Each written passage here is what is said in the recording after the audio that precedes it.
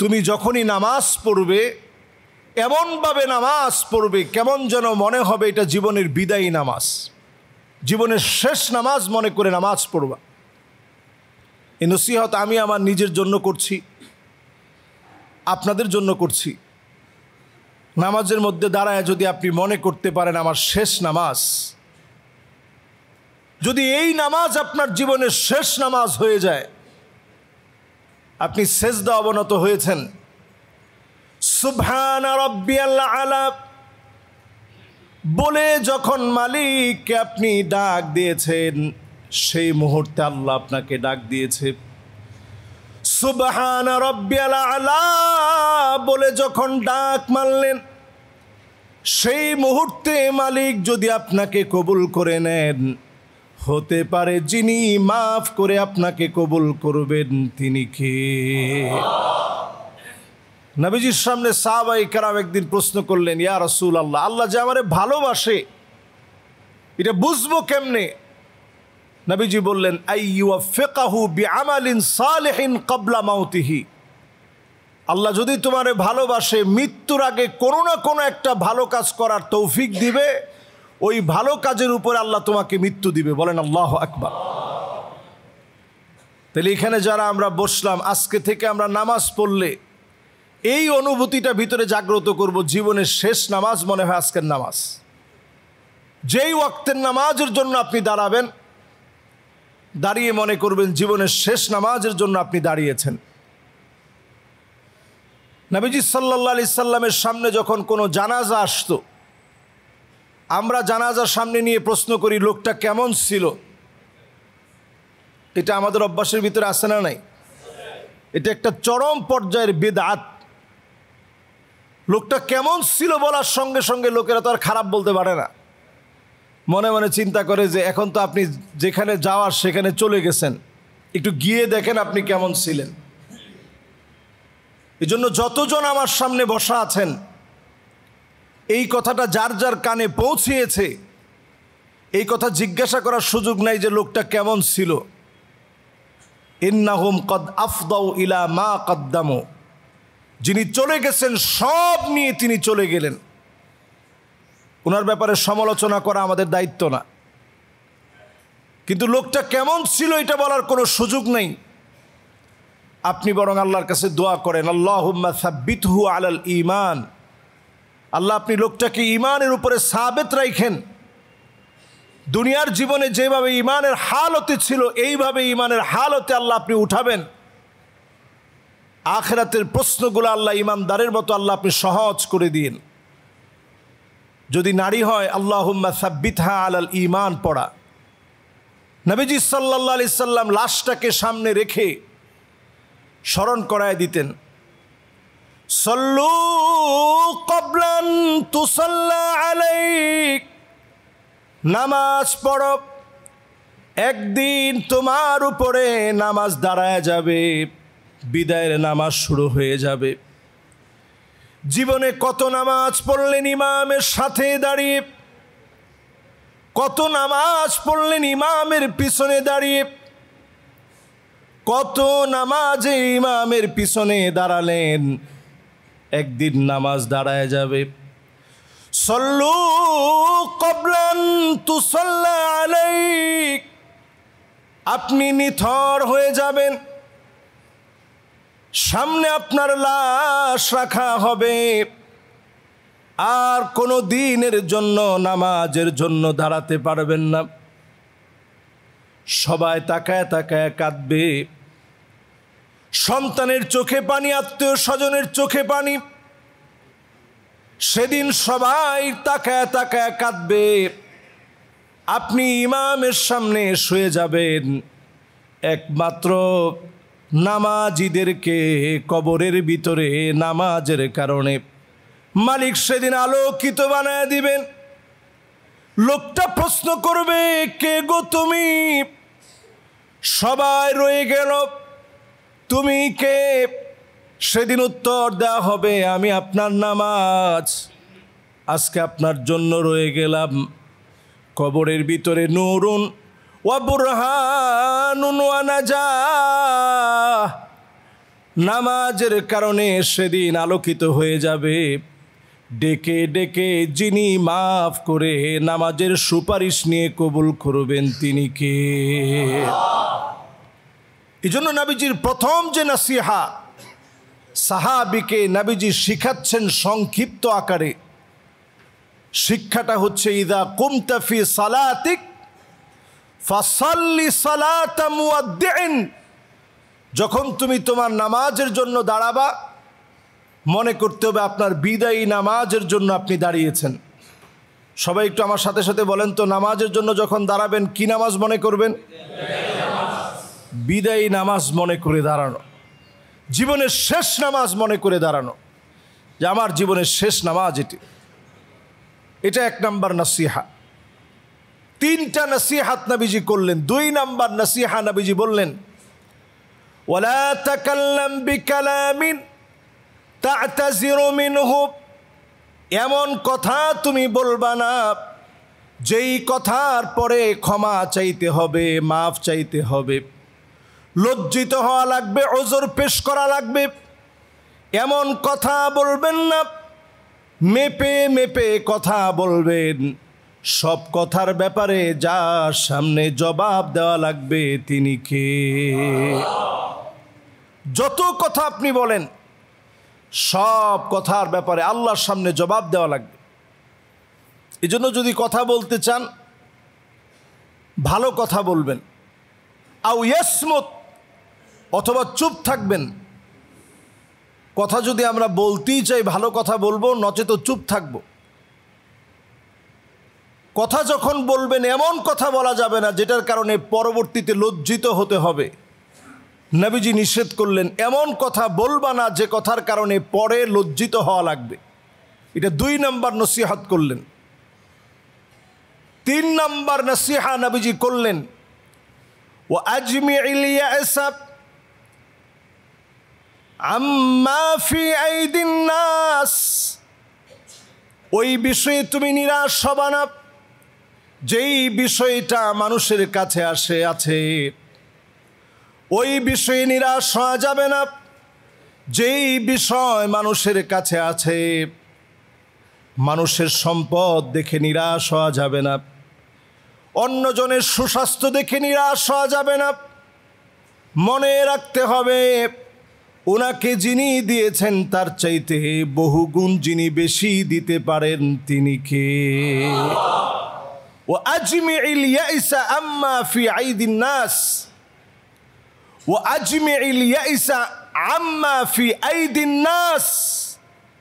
মানুষের হাতে যা আছে এটা নিয়ে নিরাশ হওয়ার কোনো সুযোগ নেই, হতাশ হওয়ার কোনো সুযোগ নেই।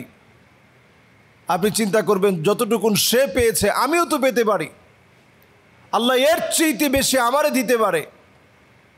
আল্লাহর কাছে, আল্লাহর ভান্ডারে কোনো অভাব নাই। ইন্না আউওয়ালাকুম ওয়া ইনসাকুম ওয়া জিন্নাকুম কামু ফি সাঈদিন ওয়াহিদ।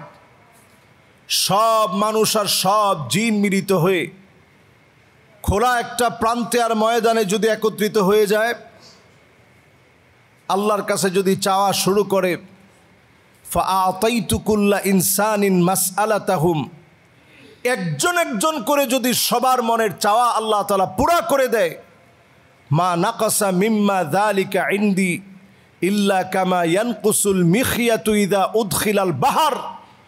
সমুদ্রের ভিতরে সুই প্রবেশ করিয়ে সুইটা উঠালে সমুদ্র যেমন টেরও পায় না, সবার মনের আশা আল্লাহ তাআলা পূরণ করে দিলেও আল্লাহর ভান্ডার থেকে এতটুকুনও ফুরাবে না। আল্লাহু আকবার।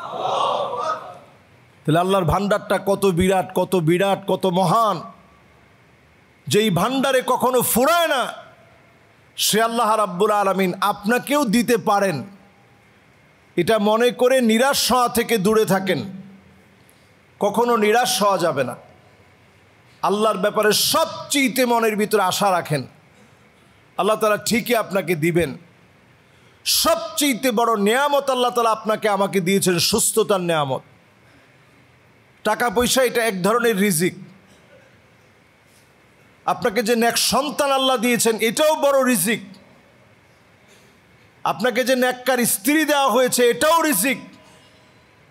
সুন্দর ঘুম আপনার হয়, এটাও রিজিক।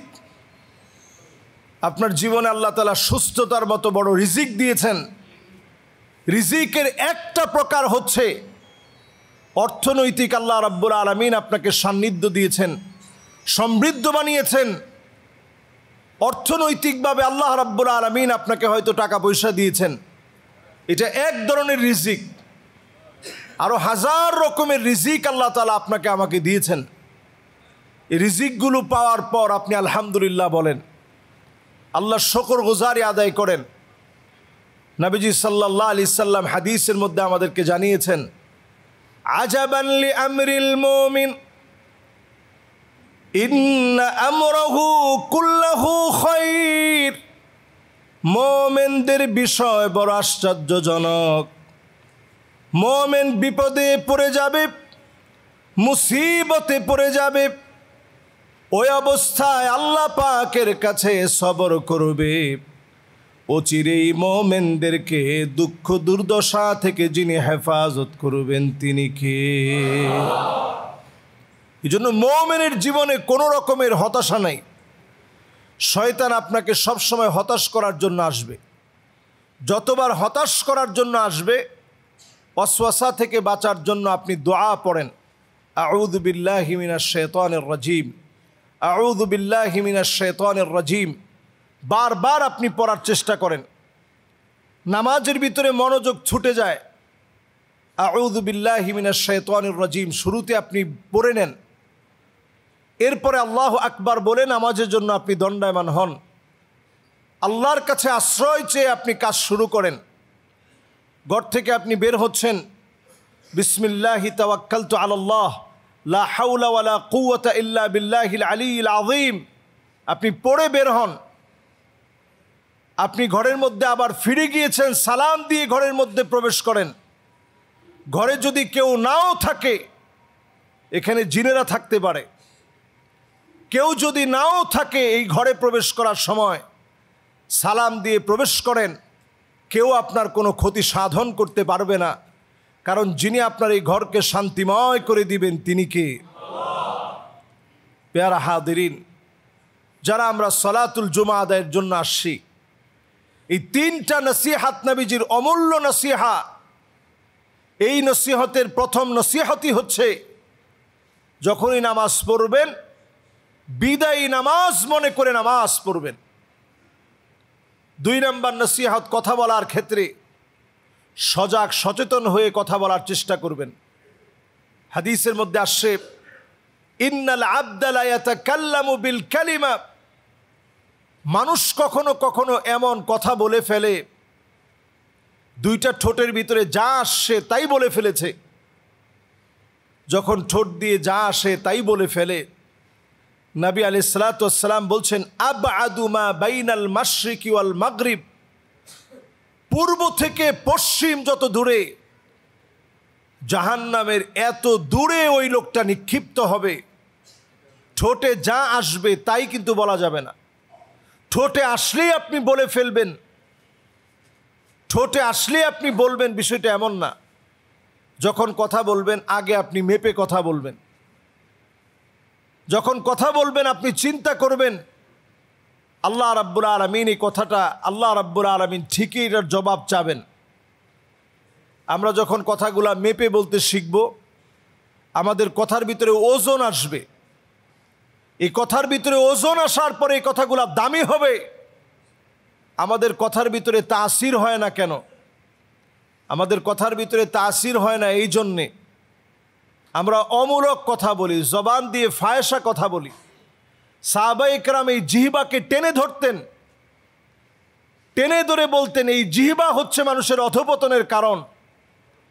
নবী সাল্লাল্লাহু আলাইহি সাল্লাম জিহ্বার ব্যাপারে বলেছেন, আদমানুলাহুল জান্নাহ। লজ্জাস্থানের হেফাজত যে করবে আর জিহ্বার হেফাজত যে করবে, এই 2টার হেফাজতের মধ্য দিয়ে আল্লাহ রাব্বুল আলামিন বান্দাকে আল্লাহর জান্নাতের মালিক বানায় দিবে। সুবহানাল্লাহ। নবীজি বলছেন, শুধু মালিক না, আমি নবী জিম্মাদার হয়ে যাব। আমি নবী আমার ওই উম্মতের জন্য জিম্মাদার হয়ে যাব, যেই উম্মত তার জিহ্বাকে সংযত করবে, জিহবার ব্যাপারে সজাগ থাকবে, সচেতন হবে, সেই উম্মতের ব্যাপারে নবীজি সাল্লাল্লাহু আলাইহি সাল্লাম জামিনদার হবে, জিম্মাদার হবে। আল্লাহর সামনে দাঁড়িয়ে নবীজি সুপারিশ করবে। এই জিহবাকে যারা কন্ট্রোল করবে, যা মুখে আসবে তাই বলা যাবে না। যতদিন হায়াতে আমরা বাঁচব, প্রত্যেক দিনের একটা আমল বানায় নেবেন, প্রতিদিনের একটা অভ্যাস বানিয়ে নেবেন। অন্তত যেন কয়েকবার হলেও ইস্তেগফার যেন অন্তত 100 বার হয় দিনে। দিনে যেন অন্তত 100 বার সুবহানাল্লাহি ওয়া বিহামদিহি, সবাই একটু বলি তো, সুবহানাল্লাহি ওয়া বিহামদিহি।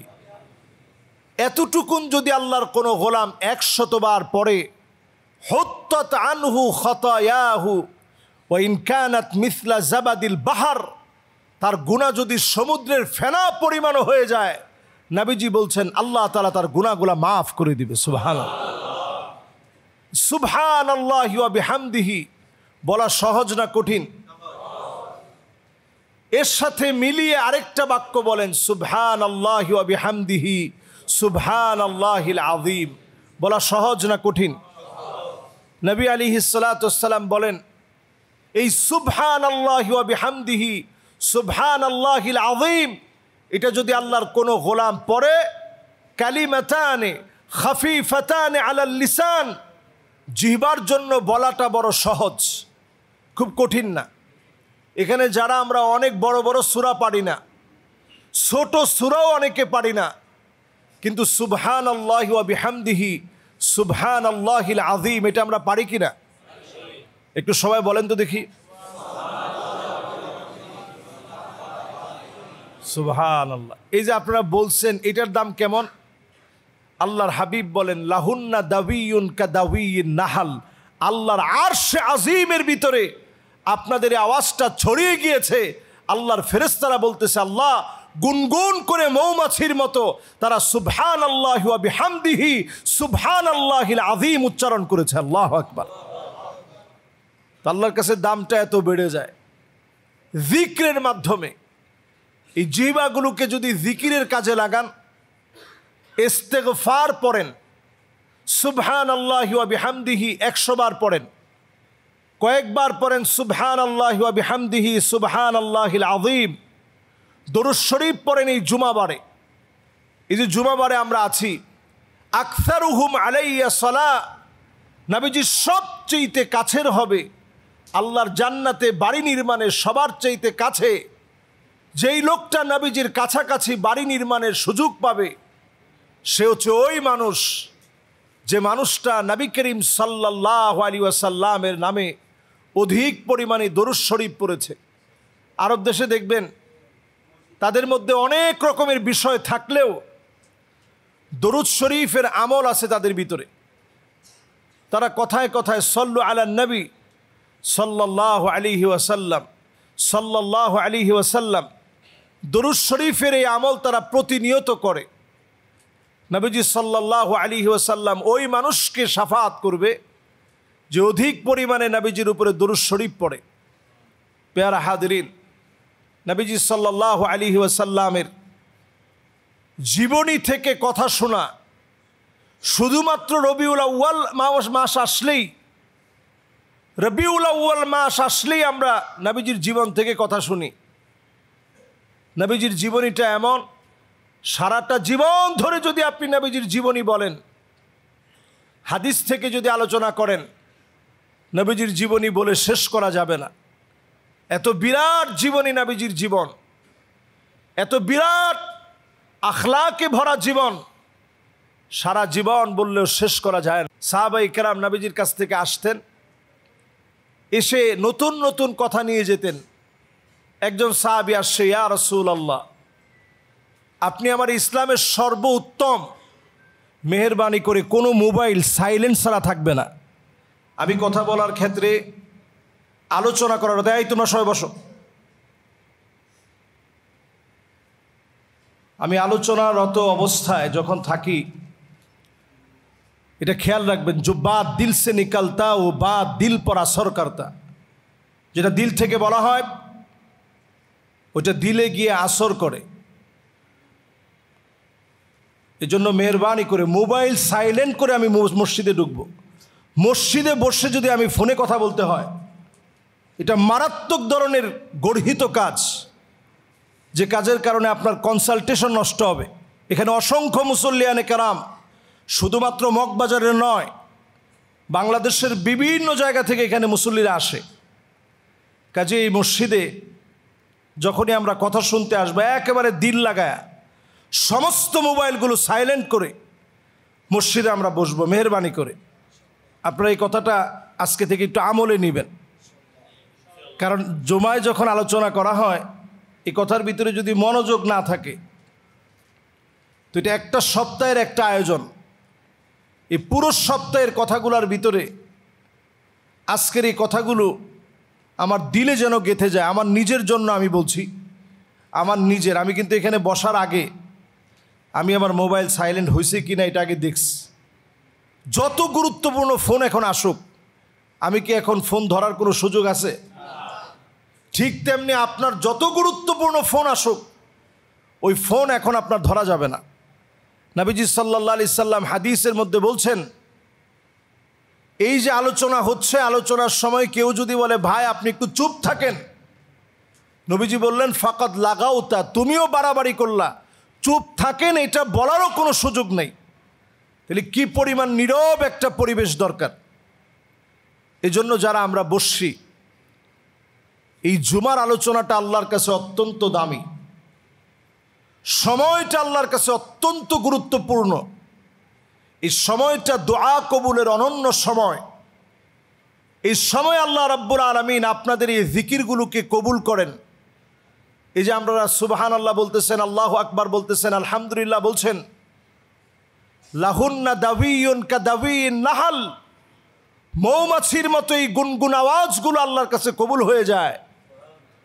এই জুমার এই আলোচনা আল্লাহর কাছে এত প্রিয়, এই জুমার সময়ের এই জিক্র আল্লাহর কাছে এত প্রিয়। সুবহানাল্লাহ, আলহামদুলিল্লাহ, আল্লাহু আকবার, লা ইলাহা ইল্লাল্লাহ। জীবনে এই জিকিরগুলোকে অভ্যাস বানিয়ে নেন।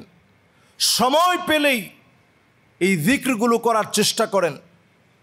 আল্লাহর কাছে তৌফিক কামনা করেন। দেশের দিকে তাকায় দেখেন, চারদিকে নানা রকমের জুলম হচ্ছে, অন্যায় হচ্ছে, চাঁদাবাজি, ছিনতাই, রাহাজানি, এই সব বেড়ে গিয়েছে। উত্তরণের একমাত্র পথ হচ্ছে নীতি নৈতিকতার মানদণ্ডে নিজেকে পরিশুদ্ধ করা লাগবে। ঠিক কিনা বলেন? এক সরকার যাবে, আরেক সরকার আসবে, এক সরকার যাবে, আরেক নীতি আসবে, কিন্তু আমি আমার নীতির যদি পরিবর্তন না করি, চাঁদাবাজি বন্ধ হবে না, গুন্ডামি বন্ধ হবে না। ছোট ছোট বাচ্চারা স্লোগান দিয়েছিল, উই ওয়ান্ট জাস্টিস। আমরা এই জমিনের ভিতরে, বাংলাদেশের ভিতরে ইনজাস্টিস আমরা দেখতে চাই না। আমরা এই সমাজের ভিতরে দেখতে চাই আদালত, ইনসাফ, ন্যায় ইনসাফের ভিত্তি প্রতিষ্ঠা হবে, এটা আমরা দেখতে চাই। এখন আপনারা বলেন তো দেখি, সেই ন্যায় ইনসাফ কি প্রতিষ্ঠা হয়ে গেছে?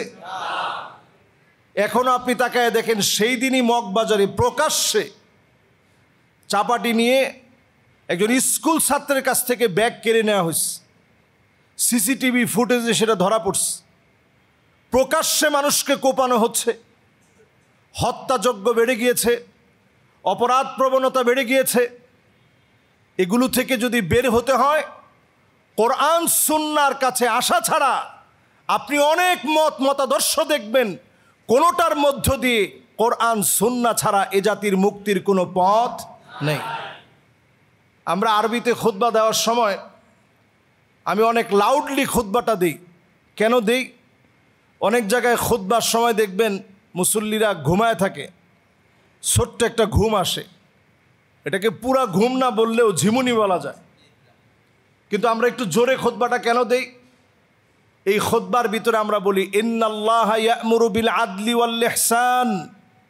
এটা যখন বলি তখন একজন আরেকজনকে অনেক সময় জাগ্রত করে দেয় যে হুজুরের খুতবা তো শেষের দিকে। কিন্তু এই জায়গায় আমরা বলতেছি ইন্নাল্লাহা ইয়া'মুরু বিল আদলি ওয়াল ইহসান। আল্লাহ পাক এই জমিনের ভিতরে অর্ডার করেছেন, আদালতের ন্যায় ইনসাফের বিচারের। বলেন আল্লাহু আকবার। এই অর্ডারটা আমার না আল্লাহর?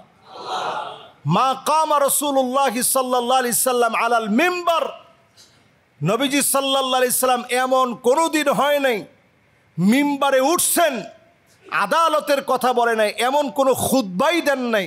সব খুতবার ভিতরে নবীজি আদালতের কথা বলেছেন। বলেন আল্লাহু আকবার। সে আদালত মানেই হচ্ছে ন্যায় ইনসাফকে প্রতিষ্ঠা করা, ন্যায় ইনসাফের কথা বলা, ন্যায় সঙ্গত বিচার করা, মানুষের হক মানুষকে বুঝাইয়া দেওয়া। বড় দুঃখ আর পরিতাপ, আমরা বাংলাদেশে এতগুলো বছর চলে গেল স্বাধীনতার, আমরা সব পেয়েছি, ন্যায় ইনসাফ আমরা এই জমিনে এখনো পাই নাই। ঠিক কিনা বলেন? তো সব তো দেখলাম, কোরআনের দিকে আসা ছাড়া, কোরআন সুন্নাহ ছাড়া এই জাতির ন্যায় ইনসাফ প্রতিষ্ঠা করা এই জাতির পক্ষে কোনোদিন সম্ভব না। প্যারা হাদিরিন, আল্লাহ রাব্বুল আলামিন কোরআন সুন্নাহ মাফিক, কোরআন সুন্নাহ মেনে জীবন পরিচালিত করার তৌফিক আল্লাহ তাআলা দান করুক। পড়ি আমিন। যারা আমরা সুন্নাহ পড়ি নাই, প্রত্যেকে আমরা সুন্নাহ পড়ে নেই। ওয়া আখিরু দাওয়ানা আলহামদুলিল্লাহি রাব্বিল আলামিন। ওয়াসসালামু আলাইকুম ওয়া রাহমাতুল্লাহি ওয়া বারাকাতুহু।